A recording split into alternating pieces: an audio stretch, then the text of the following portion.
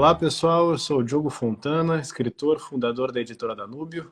Estamos começando mais um episódio do nosso podcast O Futuro da Literatura Brasileira, o programa onde eu e o Douglas Lobo comentamos as notícias literárias do Brasil, do mundo e de todo o universo. Boa noite, Douglas, tudo bem? Tudo ótimo. Cortou o cabelo aí, tá mais descansado. No mês passado você estava com cara de cansado, hoje está mais disposto pelo jeito. Voltei de férias Ah, semana tá. passada. Então, carregou a bateria aí. Vamos para os avisos, antes da gente começar a comentar as coisas. O livro Verdades e Mentiras, do Tiago Amorim, já pode ser comprado na Amazon. Também tem versão Kindle, além da impressa. Também dá para comprar na livraria da editora, é www.livrariadanubio.com.br. E na nossa livraria está com desconto. Também quero convidar o pessoal a assistir a live que eu fiz com o Tiago Amorim. Eu fiz ela no Instagram, está disponível aqui, é só rodar o feed, mas também está lá editada, melhor de ver, no YouTube, no canal da editora. Então sigam, inscrevam-se lá no canal do YouTube da editora. Você está vendo a gente pela gravação do YouTube, o link vai ficar aqui na descrição. Se você está escutando pelo Spotify, né, procure o YouTube. Outra coisa importante, importantíssima, no mês que vem, faltam poucos dias, setembro, a editora Danúbio vai participar da segunda Flipomerode, que é a Festa Literária de Pomerode. É o único evento internacional do ramo que acontece em Santa Catarina. É o governo do estado que organiza e tem forte investimento do empresariado local, principalmente de Jaraguá do Sul, que é um município vizinho. Vai ter presença de atrações nacionais e internacionais, vai ter uma autora de livros infantis alemã, também um biógrafo do Kafka, que vem da Alemanha. Isso aí me interessa, vou assistir, pretendo assistir a palestra. E vai ter uma mesinha de livros da editora Danúbio no estande das editoras independentes. Fomos gentilmente convidados pelo Carlos Henrique Schroeder, da organização, que é o curador do evento. Vários autores da editora vão estar, além de eu. Vem o Tiago Amorim, vem de Curitiba, o Matheus Araújo vem também. O Eliseu Xavier confirmou que vem de São Paulo. O Daniel Emer, que ainda não publicou, mas já está acertado que vai publicar um romance no ano que vem, também vai estar no evento. E o Milton Gustavo se empolgou e vem lá do Piauí, vem de longe também. A gente vai fazer uma programação paralela da Danúbio durante a Flipomerode. A programação a gente vai divulgar em breve. Então, para além do que vai acontecer lá no pavilhão de eventos lá de Pomerode, a gente vai fazer outros eventos. E vai haver no evento, na Feira do Livro, né? Na festa literária vai ter o lançamento do livro do Matheus Araújo, Nunca Mais Será Domingo. Vai ser no sábado, 14 de setembro, a partir das 16 horas. O Matheus vai estar lá para assinar livros. O Tiago Amorim também vem para assinar os livros dele, Verdades e Mentiras. E no dia 13, que é a véspera da nossa participação, a participação da Danúbio na feira no sábado e no domingo 14 e 15 de setembro, durante o dia inteiro, mas a sexta-feira, que é uma sexta-feira 13, à noite, a gente vai fazer no Timbó Parque Hotel, a partir das 19 horas, uma roda de conversa, colóquios, palestras, a programação ainda está para definir, e vem, além dos escritores da Danúbio, vem o Josias Teófilo, que vai falar sobre a ligação entre literatura e cinema, ele vai dar uma palestrinha, também vai estar aqui para o evento.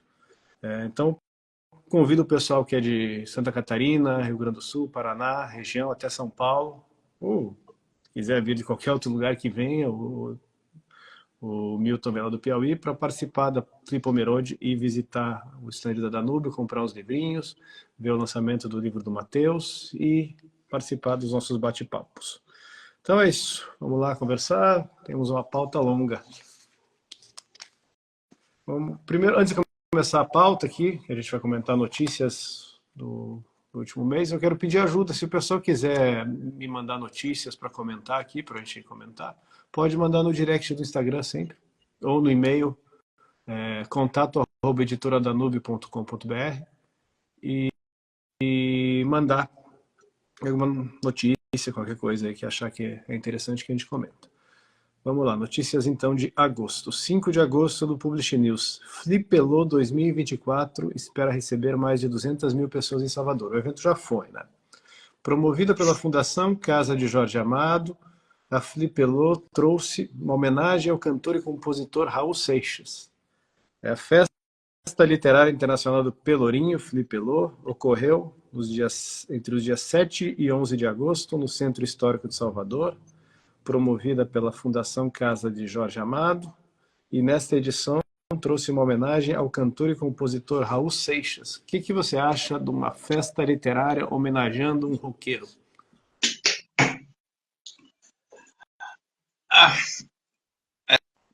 Essas festas literárias, em geral, elas contam muito com músicos. Eu sei que o Martinho da Vila já participou de uma, o Gabriel Pensador já participou de outra.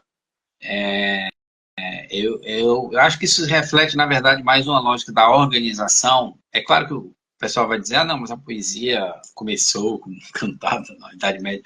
Mas eu sei que o pessoal vai dizer isso. Mas, na verdade, eu acho que é mais uma lógica mesmo de dar alguma dinâmica para esse tipo de festival, porque esses festivais eles não atraem leitores, na verdade. Eles atraem pessoas que gostam desses eventos coletivos e pessoas que talvez até comprem livros, mas não necessariamente leiam os livros. O evento, aqui é a expectativa, ó, programação contará com atividades, com mesas de debate, blá blá blá, terá participação de 146 escritores nacionais. Tem tudo isso? Eu acho que o termo escritor aí está sendo usado generosamente. 146 escritores nacionais não é um conceito confuciano, né? Não é um escritor propriamente dito. São pessoas que teclam, né? Que publicam livros. E a expectativa é que 200 mil pessoas circulem nos espaços montados, né? Vai muita criança e adolescente, porque as escolas mandam, né? É uma coisa meio compulsória. 200 mil pessoas, isso não é o mercado todo, não? O diretor do Brasil, no evento só, ou não? 200 mil pessoas. Mas eu vou insistir nesse tema aqui do Raul Seixas, porque é interessante. Isso acho que é importante, é sintomático. Eu duvido que se ele estivesse homenageando um escritor, não um roqueiro, ia diminuir o público. Esse público ia no piloto automático, provavelmente, você não acha? Você acha que precisa fazer isso? Ou então é melhor fazer um evento menor e homenagear, fazer uma festa literária mesmo? No caso específico do Raul Seixas, eu acho, inclusive, que as novas gerações não conhecem o Raul Seixas. Então, de fato, o nome dele agrega pouco, realmente. É mais mas aí tem que ver exatamente o formato do evento. Vão tocar músicas dele? Será? Aí, quer dizer, se vão tocar músicas dele, já tem um atrativo que é a música, né? Já que o brasileiro é muito musical. Ainda mais na Bahia. Mas a rigor nada impede que você toque música numa homenagem para escritores também, né? Mas tem que ver também que eu acho que também que eu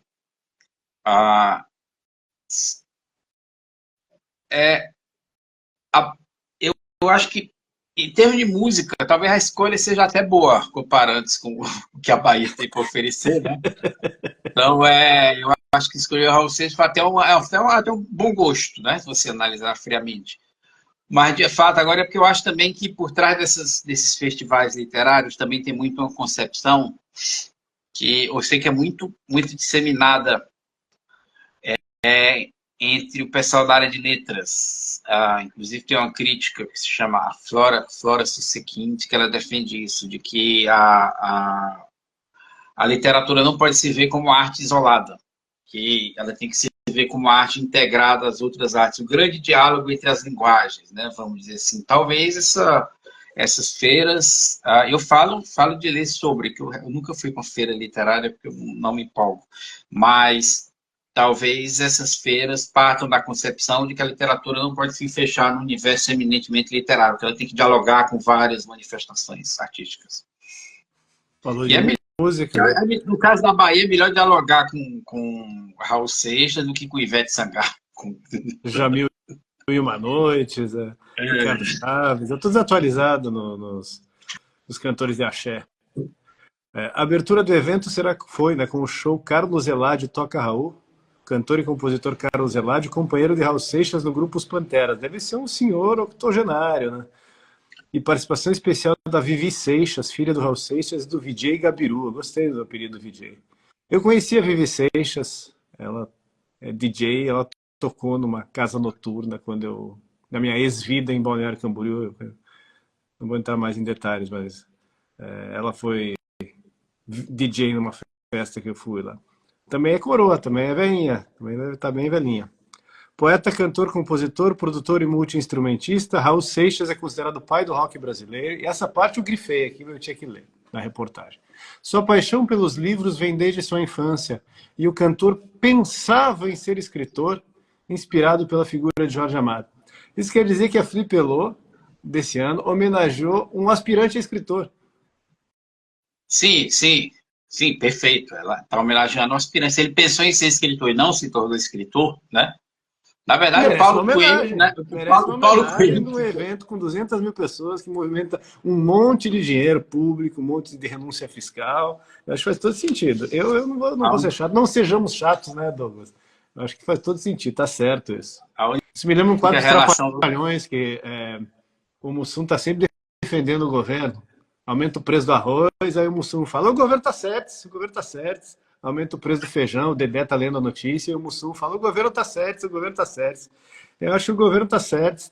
A festa literária tem que realmente homenagear aspirantes a escritor. Deixa eu ver se tem mais alguma coisa interessante. Estão formando as novas gerações também. Espaço Infantil, Mabel Veloso. Não sei quem é Mabel Veloso, mas talvez tenha alguma coisa a ver com o Caetano. Você sabe? Eu não conheço. Não conheço. Sendo Bahia, o espaço voltado para o público infantil, montado na Praça das Artes, terá uma programação especial pensada para as crianças, com muitas homenagens ao poeta-compositor. Está aqui com o hífen, olha só. O aspirante a escritor virou poeta-compositor e pai do rock brasileiro, Raul Seixas. Nele, as crianças vão poder conhecer a história e a obra do Maluco Beleza.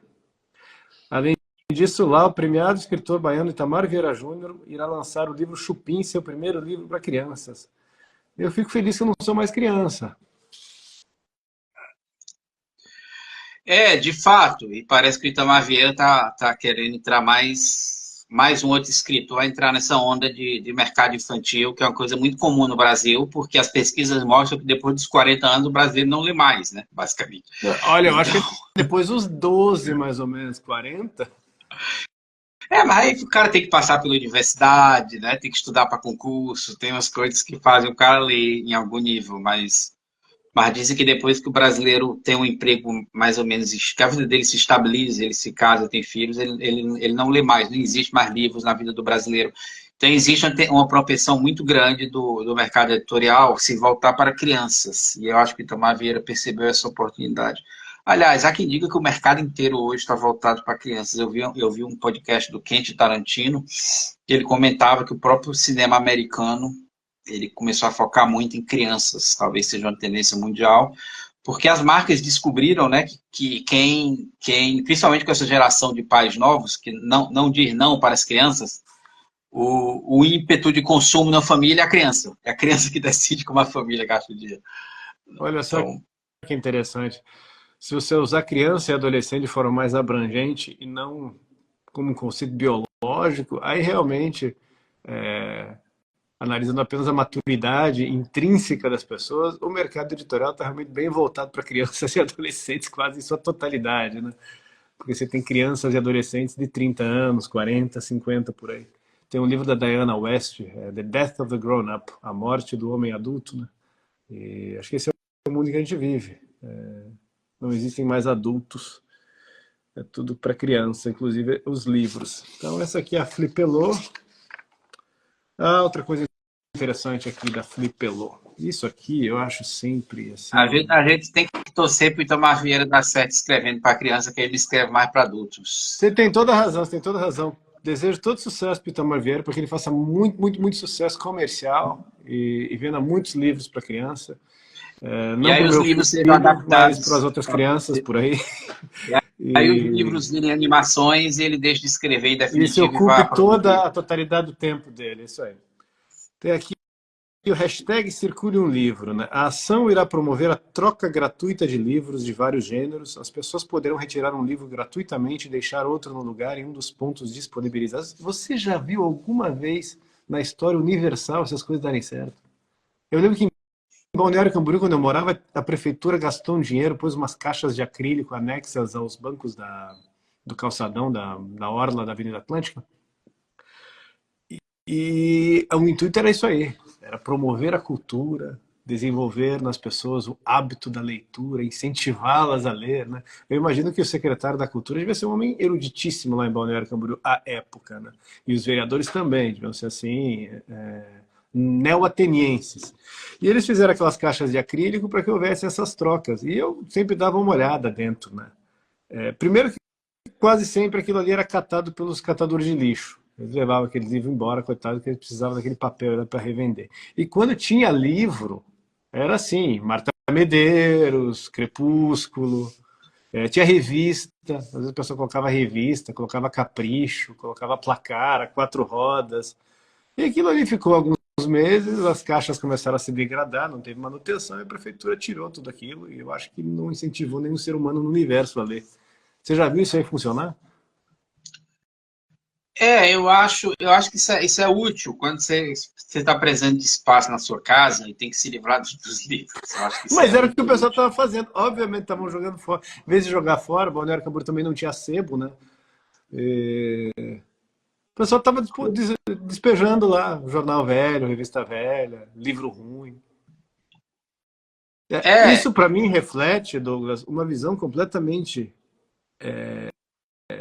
estúpida do que é o hábito da leitura.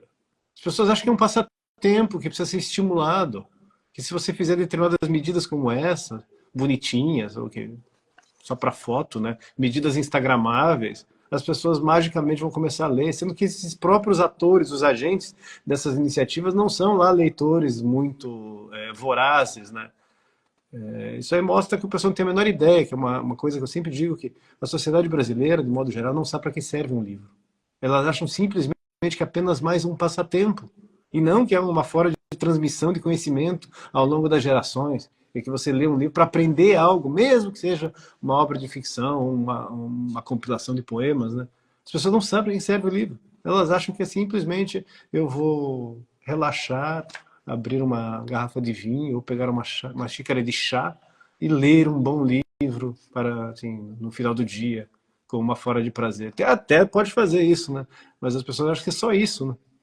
mas eu acho que você está sendo otimista demais. Eu acho que mesmo como entretenimento, eu acho que o brasileiro não consegue perceber livro dessa maneira, de A maneira maioria nenhuma, na verdade. não, a maioria acha assim, é uma coisa enfadonha, Isso. distante, alienígena, longe da realidade deles, né? Mas, ao mesmo tempo, e haja hipocrisia nisso, costumam levar os filhos nas livrarias de shopping e nas festas literárias e nas feiras do livro e compram um livrinho para criança. Mas o fato é que a criança, em geral, no Brasil, até onde eu sei, ela lê, realmente. Então, depois, por algum motivo, ela perde esse hábito. Porque, Não sei o que que porque ela acontece. não tem um exemplo em casa e porque os pais, no fundo, estão ali só fazendo uma mentirinha, né? Elas estão comprando aqueles livrinhos quando a criança tem 3, 4, 5 anos e depois larga no tablet, hoje em dia até antes, e O que já eu era. acho é que a criança lê livros que são apropriados para a idade dela, mas quando ela começa a crescer, como ela não vê adultos lendo livro, ela se desabitua, ela não tem ela não consegue avançar para leituras adultas, talvez porque ela não veja os adultos lendo. Não vê os adultos lendo e não vê os adultos comentando sobre livro, não vê os adultos frequentando espaços de livro, né? Os pais não vão numa biblioteca pública pegar um livro, os pais não vão numa livraria, não levam a criança na livraria depois dos 3, 4 aninhos, porque eles Aí não fica, frequentam livrarias. aí fica como quando eu era adolescente e lia história em quadrinhos. Quando eu virei adulto, eu deixei de ler história em quadrinhos, que é parte do ciclo da adolescência você ler história em quadrinhos. Eu acho que acabou que os livros viraram parte do ciclo da infância, quando na verdade eles deveriam ser algo permanente, né? E tem toda a razão. Na cultura brasileira, há muitas décadas, o livro é um objeto infantil. E muitas vezes, matou uma charada, acho que você teve uma intuição boa. E aqui em casa eu tenho certeza que eu estou dando um bom exemplo, porque toda semana chega um monte de pacote de livros, seja da Amazon, seja da compra de uma livraria do Cebet, ou qualquer coisa assim, né? E meu filho sempre me vê, eu e a Gabi, abrindo caixa e recebendo livro. Ele às vezes vê que o carteiro chegou, já sabe quem encomenda, às vezes até já acha que é livro. Só que em quantos domicílios brasileiros acontece isso, né? Aliás, eu lembro quando eu fazia a faculdade de administração, um professor de marketing, Marcos Catalhã, ele citou uma pesquisa Era uma pesquisa que media o que havia em cada domicílio brasileiro. E ele até perguntou para a turma se as pessoas sabiam qual era o alimento que tinha em 98% dos domicílios brasileiros. Ninguém matou a charada, mas era bolacha, biscoito. 97, 98% dos domicílios brasileiros, segundo as pesquisas Nielsen, à época, faz uns 20 anos, tinham biscoito. Isso era mais do que arroz, mais do que feijão e mais do que macarrão, um dado curioso. Mas essa pesquisa fosse feita, eu acho que nunca foi feita, pelo menos eu não vi, para saber em quantos por cento dos domicílios brasileiros existem livros. Livros que foram Eu comprados. acho, na Deve ser um verdade, você, percentual, certamente abaixo de 5%. E deve ser até abaixo de na 1%. verdade, na verdade, tem indicativos muito fortes sobre esse dado aí que você falou. Por exemplo, se você pegar os projetos de decoração, eles não contemplam mais estantes de livros. Eles não contemplam mais, em Tem geral, estantes de livros. aqueles livros decorativos, da Taschen, bonitos, do Van Gogh, do Fotográfico. Michelangelo, para É, visita folhear enquanto está esperando o cafezinho. mas aí você deixa na mesa de centro, não precisa do Isso. estante para isso, não. E se você pegar também os projetos de luminárias, eu notei isso quando eu voltei do Rio para Fortaleza, porque no meu apartamento do Rio não tinha luminária, a lâmpada era exposta, né? Porque eu não me preocupava com essas coisas. Aí quando eu comprei um apartamento aqui em Fortaleza que tem a luminária, depois eu fui notando isso. As luminárias, elas bloqueiam tanta luz que em geral não dá para ler com a luz dos apartamentos. Você não consegue ler com a luz dos apartamentos. Eu Ninguém tive que instalar a luz de sente falta, cabeceira pois o na minha celular tem cama. luz, né? É, A televisão e o celular então, tem luz. isso para mim é um indicativo fortíssimo de que o livro deixou de ser parte do cotidiano do brasileiro, porque não tem como a pessoa tentar ler um livro e não notar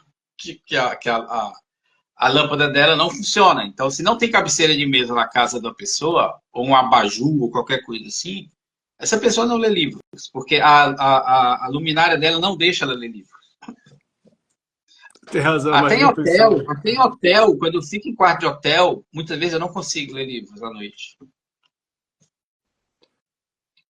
Aqui, vamos ver. Eu estou só vendo que o pessoal fez uns comentários. Eu estou rolando a tela para ver se tem alguma pergunta, alguma coisa assim que a gente precise responder. O Santiago Fontoura agradeceu por ter falado da Flipelô. Ele mora aqui em Salvador, nem soube do evento, perdeu a tal da homenagem. Melhor Vamos ver. homenagem para o Raul Seixas é botar o nome dele no YouTube e pronto. Apareceu um bocado de música dele, boa. O Fábio Lins Leite disse que o esvaziamento das livrarias vem em parte da Amazon. Sem dúvida, diminuiu o consumo. Isso é um fenômeno mundial, sem dúvida. Atire a primeira pedra quem nunca foi numa livraria, achou um livro, tirou uma foto e comprou na Amazon depois. Né? Aqui, Roberta Paula. Verdade, livrinho só quando criança, depois tablet e celular. É triste, mas é verdade. Olha, depois não, acho que é junto já. Eu vejo criança de recém-nascida, daqui a pouco estão dando tablet na maternidade para criança, lá na incubadora. O Fábio Nizite comentou sobre livros literários e não técnicos. Se você fizesse a pesquisa da Nielsen e ainda restringisse a presença nos domicílios a livros literários, né? Tirando livros técnicos, livros de decoração, livros de direito, aí eu acho que deve ser uma coisa assim de 1 em 500, 1 em 1000 domicílios em algumas regiões mais remotas do Brasil. Eu acho que não é exagero imaginar isso. Sim, até Em porque eu toda acho que o uma sociedade brasileiro... ágrafa. Eu conheci muitas casas de elite, me chamavam a minha atenção, assim, uns amigos de classe média alta, quando eu era mais jovem, de frequentar na adolescência, e percebi, uma vez eu passei um final de semana na casa de um amigo, lá tinha uns 20 e poucos anos, em Itajaí, uma casa boa, assim, Itajaí, litoral catarinense, numa praia, e eu estava um pouco entediado, eu sempre tive o hábito da leitura, eu levava um livro e tal. E daí eu prestei atenção no que os outros amigos estavam fazendo, que não era ler, óbvio, no momento de ócio. E eu pensei, nossa, essa casa não tem nenhum livro. Essa casa não tem nenhum livro. Isso caiu a ficha ali. Era uma casa de gente rica, de gente de classe média alta. E quantas tem assim pelo Brasil? Mas tinha um setor de bebidas muito farto. Whisky, cachaça, vinho, isso aí tinha de um monte, né?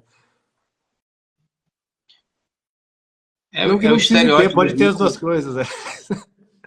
o rico que bebe uísque à noite, melancólico. Acho que isso é mais personagem de novela. Acho que a elite brasileira do século XXI bebe vinho, né? Pelo menos do Sudeste para baixo. Não sei como é que é aí em Mas tem Fortaleza. pesquisa mostrando que os índices de leitura na classe A realmente são mais baixos que nas classes mais baixas, B, C. Ficou impressionante isso. Vamos ver. Continuando, então, eu falei dessas iniciativas governamentais ou paragovernamentais de incentivo à leitura, que ocorre o tempo inteiro. Às vezes tem campanhas, inclusive na grande imprensa. E o resultado é aqui. Publish News, 13 de agosto de 2024. Sétimo painel do varejo de livros apresenta quedas em volume e faturamento. Em comparação com o mesmo período de 2023, variação negativa no volume de 22,17%, é quase um quarto a menos. No faturamento e 10% no acumulado do ano. Não, peraí, deixa eu ler com calma. Que variação negativa no volume é de 22,17% e no faturamento 10,89%. Ou seja, no faturamento, na entrada de recursos não diminuiu tanto, o que sinaliza algo que a própria reportagem já disse, que é aumento do preço, né? O preço médio do livro no Brasil subiu 15%, de R$ 43,00 no ano passado, R$ 43,19 para R$ 49,45 no mesmo período desse ano.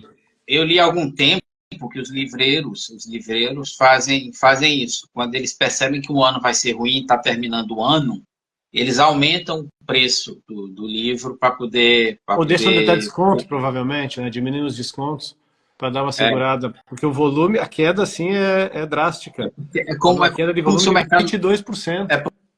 Porque como se parece que o mercado brasileiro aqui, diferente dos outros, ele não responde tanto a preço baixo. Se você baixar muito o preço, não existe um aumento expressivo de volume. Então, a estratégia do livreiro é o contrário, aumentar o preço, entendeu? Porque você pode fazer essa estratégia também. Eu vou diminuir drasticamente o preço para ganhar em volume. Mas, aparentemente, o mercado brasileiro não responde dessa maneira. As pessoas não vão comprar mais livro, mesmo se der livro de graça. A gente está falando dessas iniciativas que tem livro de graça, as pessoas não levam para casa. E daqui tem o presidente do Sindicato Nacional dos Editores de Livros, Dante Cid. Olha só, o cara tem um nome literário, Dante e Cid. Se mostrou apreensivo com os números baixos que se repetem há meses. Ou seja, a coisa está ladeira abaixo. Há anos, na verdade. Ele fala há meses, mas há anos. Né? É um fenômeno global. As pessoas sempre se escondem nisso. Mas na França também, no Japão, no Canadá. Meu filho, vai numa livraria da França para você ver. Conversa com um francês médio na rua. Na França é assim, mendigo francês toma vinho Bordeaux. Essa piada é bobinha. Tu pega as tiragens do Hollenbeck, do escritor lá, não tem como. Ali é um mercado forte. Sim, não só na França, na Itália, na Espanha, você tem tiragens muito altas. Pega um fenômeno global como Helena Ferrante, o que vende livro. Então, assim, as coisas lá são assim, na França, há 50 anos, lia-se 17 livros por habitante, agora é 13. Aqui é 2. E entra livrinho de oração do padre Marcelo Rossi, biografia do Edir Macedo, livro técnico. Esse número da França mostra até uma resistência alta com a tecnologia, mostra uma resiliência, né, no hábito de leitura, na verdade. Então, existe realmente um fenômeno de recuo do hábito da leitura e da quantidade de pessoas dentro da sociedade que são literariamente ativas, vamos inventar esse termo, em todo o mundo, sim. Mas no Brasil é colapso já faz tempo, e esse colapso já está colapsando o colapso. Está se tornando uma sociedade ágrafa. Porque eu acho que no Brasil você tinha uma elite que lia e um povo que não lia. Hoje você tem um povo e uma elite que não lê. É basicamente isso. Sim. Olha, se você pegar os 513 deputados e os 81 senadores e jogar um soneto do Camões para eles e pedirem para ler, quantos conseguem? Os 11 ministros do Supremo, quantos conseguem de verdade? O Dias Toffoli eu duvido que consiga. Duvido. Vamos lá. Então é isso. Os números baixos se repetem há meses. Os resultados são esses, né? Você faz flipelô com Raul Seixas, você torra um monte de dinheiro com essas iniciativas e a coisa não melhora. E não vai melhorar. Inclusive porque tem aqui outra notícia de um tal de Jornal Opção. Isso você que me mandou. É um jornal de Tocantins, jornal de Palmas, olha só. A notícia de 24 de julho, já é de julho, né?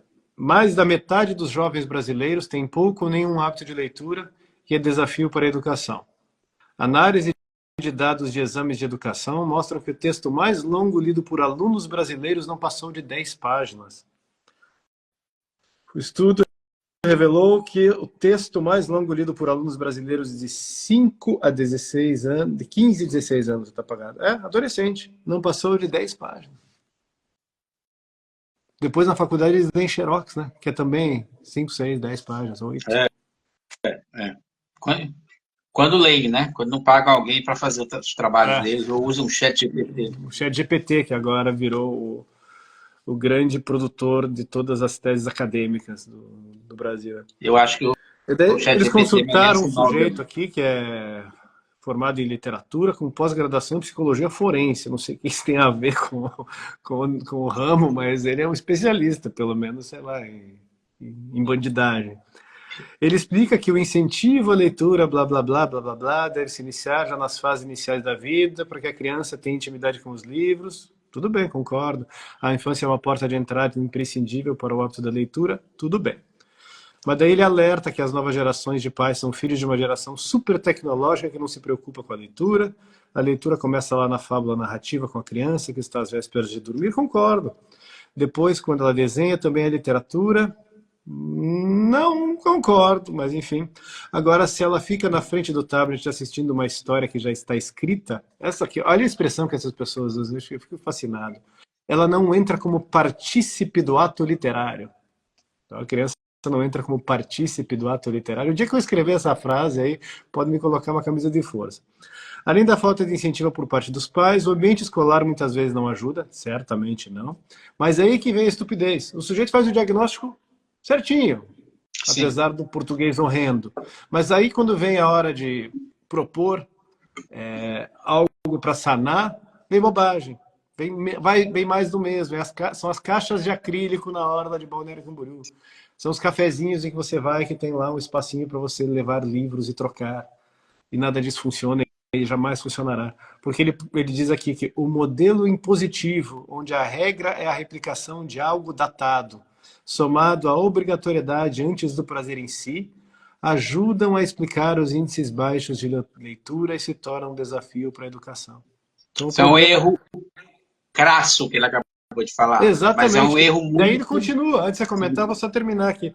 E daí ele continua, ele conta com orgulho que em 2012, quando o Crepúsculo era febre, tanto nas livrarias quanto no cinema, eu fiz uma troca com meus alunos. Entrei nesse universo como leitor e eles entraram no mundo de Drácula de Bram Stoker. Agora comente que daqui a pouco eu comento. Vampiro por vampiro é melhor o Drácula, realmente, do Bram Stoker. Mas ele não podia ter feito essa concessão. Ele não tem que trabalhar na aula de literatura Crepúsculo. Ele não pode. Mas aí você tá no universo dele, eu acho que talvez ele tenha chegado no nível do desespero, entendeu? Aí no desespero você usa todas as armas, na verdade. Ele fez uma troca, que é uma negociação, porque ele acusa, inclusive, isso revela um pouco da forma como o sujeito pensa, né? Que ele diz que o problema é um modelo impositivo. Então ele não quis impor Bram Stoker para os alunos. Sim. E os alunos impuseram Crepúsculo para ele. O Bram Stoker para os estudantes de hoje é como se fosse ler Dostoiévski, entendeu? É como se fosse, não é na cabeça dele, ele fez os estudantes lerem algo difícil, que de fato para os jovens de hoje o Drácula é difícil. Embora o Drácula para a época fosse tipo um best-seller, né? Um livro comercial, vamos dizer assim. Mas como é clássico, a linguagem está um pouquinho arcaica, ele é lido hoje como se fosse um clássico. Na verdade, ele não é tecnicamente um clássico nesse sentido literário, né? Ele é um livro de entretenimento. O Bram Stoker escreveu, inclusive, explicitamente para ganhar dinheiro. Mas, para mim, o maior erro nessa avaliação que você leu é um erro muito disseminado, que inclusive foi replicado num documentário aí que eu não vou entrar em detalhes, porque envolve pessoas que transitam aí no nosso meio, mas é um documentário inteiro que tenta responder essa questão sobre a crise da literatura brasileira, né? E muito desse documentário foca nisso, de que o brasileiro não lê porque ele fica traumatizado pela escola, pela imposição de livros no Traumatizado ambiente. por uma escola que cobra deles textos de menos de 10 páginas. Não tem Isso, imposição exato. nenhuma. Eu acho que falta imposição. É o contrário do que o sujeito está dizendo. Ele está dizendo que o problema é o modelo impositivo. Está faltando imposição. Tem que impor Camões para as crianças aos 7 anos de idade. É isso que tem que ser feito. Porque os indianos estão lendo Shakespeare lá com 8, 9 anos de idade. Porque é a velha história. Muitas vezes você começa a fazer algo obrigado, mas você pode acabar descobrindo que você gosta. Com o tempo, você vence aquela resistência, né? E você pode começar a gostar. Quem nunca, quando começou a dirigir, não sentiu assim, nossa, dirigir é um saco, dirigir um carro é um saco. Mas com o tempo você se adapta e muito espaço a gostar de dirigir, na verdade, né? Gostam de dirigir.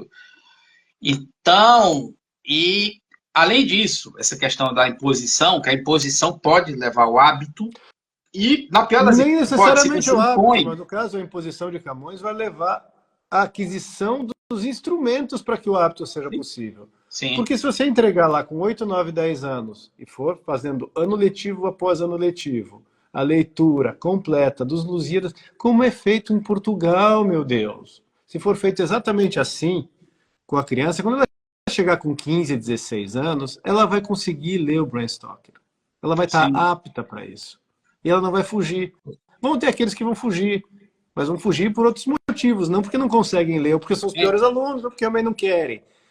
Mas o que está acontecendo é que o sistema de ensino brasileiro sonega às crianças, há muitas décadas, a possibilidade de terem acesso na adolescência e na vida adulta aos textos. sim, até porque é melhor você estar na posição de adulto rejeitar Camões do que chegar na posição de adulto sem ter conhecido Camões, Sem nem né? saber É quem é. melhor. Porque se fizer uma Exato. pesquisa na rua, daquelas com microfone, o Luciano Huck lá, só sair na rua perguntando quem é Camões, os sujeitos vão dizer o nome de uma rua, sei lá, uma faculdade, o nome de um Não, colégio. eu conheci gente mais velha do sistema anterior que a pessoa disse para mim, a escola me traumatizou porque eu tinha que ler Camões, aí eu nunca mais quis saber de Camões, né? Mas tipo, ok, você nunca mais quis saber, mas você leu. As pessoas hoje não leem, então você, a rigor, você tem uma vantagem cultural, bem ou Tem, mal, tem. né? E se leu e entendeu, e se conseguiu fazer ali uma análise gramatical mínima, está preparado para ler mais do que uma notícia da Folha de São Paulo. É como você botar uma criança para fazer exercício e outra para não fazer exercício. Mesmo que a criança pode até odiar fazer exercício, mas em 2, 3 anos ela vai ter uma vantagem física de saúde que a criança sedentária não tem. Então, quer dizer, é porque é aquela lógica, as pessoas acham que as pessoas confundem o que é bom com o que é prazeroso. São Sem coisas dúvida, o sujeito diferentes. disse exatamente isso nessa reportagem, olha aqui, ó. O modelo impositivo onde a regra é a replicação de algo datado. Datado. Os clássicos não são datados, meu filho. Somado, pelo contrário, os clássicos são conceitualmente o que não é datado, né? Que é datado é o que é datado é Crepúsculo, que 12 anos depois ninguém lê mais.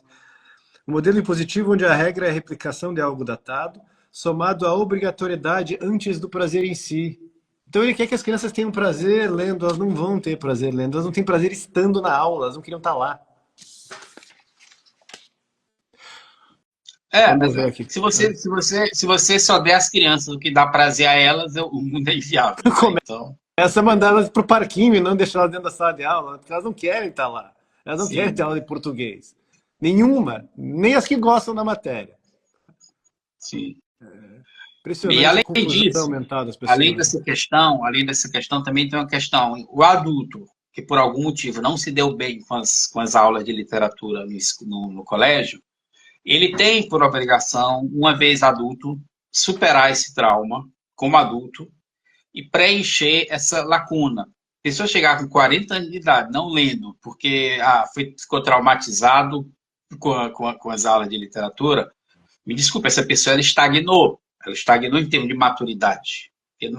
Parte do processo de você virar adulto é você processar experiências que você passou e lidar com elas como adulto. Isso aí é como o cara levou fora da menina mais bonita do colégio, aí ele chega com 40 anos com problema de relacionamento. Aí quer dizer, não, desculpe, isso aí não justifica. Então, eu sei porque muita gente com mais idade usa esse argumento de que não gosta de lei porque ficou traumatizado pelo colégio. É engraçado que nenhuma dessas pessoas deixa de fazer conta na hora de pedir o troco, porque ficou traumatizado com as aulas de matemática. Ah, não, eu fiquei traumatizado com aquelas aulas de matemática, então eu não vou fazer conta aqui. Pode fazer a conta para mim aí. Não, tem uns até que aplica na bolsa, faz um bocado de coisa. Um bocado de conta, né? Matemática não traumatiza ninguém. A matemática não precisa ser ensinada com prazer. Mas o professor que dá pesadelo para ele é o de literatura, que acorda à noite. Tudo papo furado, não tem ninguém que seja traumatizado por causa disso. É tudo preguiça. Essa é a verdade. Vamos lá. Fábio Lins Leite. Fiz um experimento literário semestre passado. Os alunos tiveram que escolher um poeta de uma lista e apresentar biografia e um poema. O poema é curto, foi interessante. Então, fala mais aí, conta mais o que quer dizer com interessante, que turma é essa, para quantos anos você está lecionando e tudo mais. Mais uma notícia aqui, é a última, que também dá para conectar com tudo que a gente já conversou até agora. Né? É notícia de 2 de agosto. Matina Suzuki Jr. deixará a Companhia das Letras em 2025, anuncia a editora. Adeus! Eu acho interessante. Por que eu quero comentar sobre Matina Suzuki? Eu não tenho a menor noção de como é que é o trabalho dele como executivo, nem como funciona uma grande editora. Mas você lembra dele como jornalista? Mas eu acho interessante mostrar que ele, para mim, pela biografia dele, simboliza, sintetiza um estado de coisas. Quem é Matina Suzuki Jr.? É um homem que está fazendo 70 anos, então ele é da geração que agora que manda na sociedade brasileira, né? E ele é formado em comunicação pela USP, ele trabalhou e escreveu na Folha de São Paulo, apresentou Roda Viva na TV Cultura e escreveu uma biografia de um humorista que é o Jô Soares. Nós falamos muito em outra série que a gente fazia de papo sobre literatura, né? Sobre o sequestro que houve do meio acadêmico em relação à crítica literária e também, recentemente, a gente pode datar de 20 anos para cá, na escrita criativa, né? Que são os professores universitários que mandam no negócio. E no mercado editorial também, né? Afinal de contas, o diretor executivo de operações da Companhia das Letras é um sujeito formado pela USP, e jornalista profissional, mas formado nessa entidade, essa instituição maravilhosa que é a Universidade de São Paulo. A Folha, o que você tem a comentar? Ele passou pela Folha. Ele passou pela Folha. A Folha, entre a USP e as editoras, sempre existiu a Folha de São Paulo, principalmente o caderno Ilustrada, né? A Folha de São Paulo era tipo um porta-voz da USP. E isso inclui também a área de literatura. Eu sei que quem tinha muito poder lá eram os irmãos Campos, né, da poesia concreta, e o Matina Suzuki também teve poder em algum nível também. Né? O Gilberto de Menstein também teve poder, mas, salvo engano, o Gilberto de Menstein não se metia com cultura na época, só se metia com política. Né? O que, a meu ver, deveria ter continuado fazendo.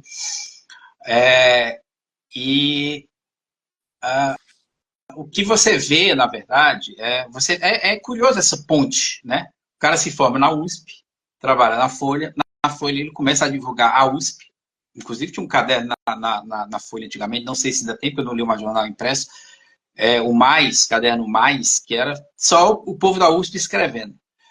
E aí você usa o jornal para divulgar a USP, usa o jornal para divulgar as editoras e os projetos editoriais que, de alguma forma, se relacionam com o universo da USP, e aí depois você vai trabalhar numa dessas editoras. Ou seja, é quase um circuito fechado. É um circuito fechado, que é o tal do establishment literário brasileiro há décadas. Né? Por isso que eu quis trazer o Matina Suzuki como exemplo. Acho que ele é um exemplo de uma geração que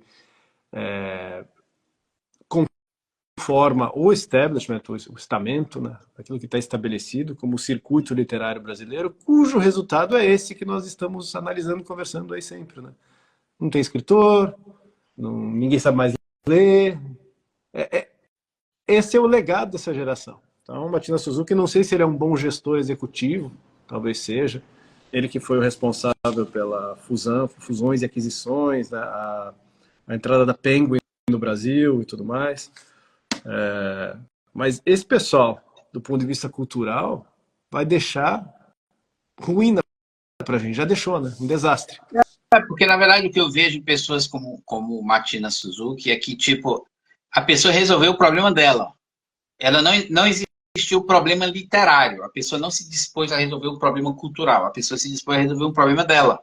Então, eu estou aqui nessa estrutura. Eu me encaixei nessa estrutura. Essa estrutura é uma estrutura em loop que saiu daqui não faz nada. É só isso aqui. Mas como a pessoa está dentro da estrutura e está, né? A pessoa, não, meu problema eu resolvi. O problema literário não me interessa resolver, né? Na verdade. Acho que eles nem sabem, nem acham que existe, né? Eu acho eles só que lamentam que as pessoas leem pouco, porque daí fatura menos. E eu realmente não sabem acho que muito o que fazer além de campanhas publicitárias. Eu acho que a pessoa acaba vivendo dentro de uma bolha profissional, de carreira, que realmente, com o tempo, a pessoa. Eu acho que isso é muito comum em todas as indústrias, sabia? Artísticas. Por exemplo, você vê Hollywood. Eu acho que Hollywood chega um momento ali em que os atores eles se esquecem porque é que eles viraram artistas. Eu acho que eles começam a viver num mundo fechado demais. E eu acho que isso acontece em todas as bolhas profissionais, de certa forma. Quando você entra, você quer mudar coisas no mundo real, mas quando você, depois de muito tempo, você se esquece que existia um mundo real e você se esquece por que é que você quis seguir aquela carreira, na verdade, né? É o que eu acho. Então, eu desejo ao senhor Machina Suzuki Júnior uma bela aposentadoria e fique longe da cultura, por favor. Vamos lá. Acho que era isso. Vou pedir para o pessoal mandar pergunta. Só o Fábio Nislet que tinha comentado sobre o experimento que fez com os alunos, eu pedi para ele dar mais detalhe. Ele é professor de inglês. Eu conheço o Fábio, um carioca, mora lá em Curitiba. Turmas de inglês, né? Eles exploraram, os alunos, ele está contando aqui, exploraram vários poemas dos respectivos autores para escolher qual apresentar e tiveram que apresentar aspectos semânticos, simbólicos e estruturais. Puderam ao menos ir além da poesia. Para eles foi progresso. Olha, Fábio, isso que você fez é espetacular. Você fez mais do que qualquer cursinho de inglês que tenha notícia no Brasil faz, porque cursinho de inglês no Brasil se restringe a vender matrículas, planos longos, promessas falsas, de que você vai aprender inglês, sei lá, com fone de ouvido enquanto dorme, em 15 minutos. E no máximo, vai adestrar o sujeito a saber algumas fórmulas para que ele possa comprar uma Polo Ralph Lauren no outlet de Miami, né? E conseguir fazer check-in no aeroporto e pedir comida no Burger King. Não passa muito do inglês que se ensina por aí, né? Você fez os sujeitos lerem literatura, lerem poemas em inglês. Olha, Fábio, você fez uma coisa maravilhosa que nem o colégio faz, né? Nem as escolas regulares fazem, porque a gente viu aqui o professor ensinando Crepúsculo para a criançada, que não lê 10 páginas. Então é isso. Tem mais alguma pergunta, pessoal? Se não tiver, calem-se para sempre algum comentário. A gente está encerrando. Quero agradecer a todo mundo pela presença aqui, o pessoal que ouviu. Agradecer por antecipação todo mundo que vai nos acompanhar depois no Spotify, todo mundo que vai nos acompanhar no YouTube. Peço aquelas coisas que todo apresentador pede, né? Curtir, compartilhar, tudo mais, porque eu quero que esse projeto aqui dê certo, toda essa geração de conteúdo aqui dê certo. Eu acho que é importante. Vocês que estão assistindo sabem que é importante, não preciso nem argumentar. Então, ajudem o tal do algoritmo. Relembrar da Flipomerode, 14 e 15 de setembro, stand, mesa de livros da Danúbio no stand da feira das editoras independentes, Flipomerode, em Santa Catarina, pertinho de Blumenau, pertinho de Joinville, pertinho de Balneário Camboriú. Quem puder vir passear, venha. Na 13 de setembro, no Timbó Parque Hotel, encontro dos escritores da Danúbio. Os mais detalhes em breve nas mídias sociais. Livro do Thiago Amorim, Verdades e Mentiras, disponível. Versão Kindle, versão impressa na Amazon e na livrariadanubio.com.br com desconto sempre. Compre direto da editora que convém pra gente. Siga a gente nas todas as redes sociais, né? No X, TikTok, se inscreva no YouTube, tem o canal do Telegram, o link está na bio do Instagram, tem Facebook ainda, e você está vendo isso aqui no Instagram ou no YouTube, siga a gente no Instagram se não segue, pelos mesmos motivos, né? Acompanhe as notícias no blog também, editoradanube.com.br, tem coisa interessante lá, é o blog. E eu quero ver todo mundo na Flipomerode lá. Todo mundo que puder vir, Douglas. Vamos ver se o ano que vem, se a gente participar de novo, você vem para cá. Eu tinha essa ideia de fazer o encontro, já tinha compartilhado com você, né? Lembra? Eu vou fazer o encontro anual dos escritores da Danúbio. E quase fiz, acabei não fazendo. E fizeram por mim, né? A coisa surgiu espontaneamente, então na prática vai ter o primeiro encontro de escritores da Danúbio. E espero fazer o próximo ano que vem, e daí espero que você possa vir aí. Você mora em Fortaleza, é complicado vir para Santa Catarina de repente, né? Tem mais alguma coisa para comentar aí, Douglas? Não, nada. É isso então. Então, uma boa noite pro pessoal, Douglas, e bom mês aí para você. A gente vai conversando no Zap. Um abraço. Tchau, tchau. Ah, não.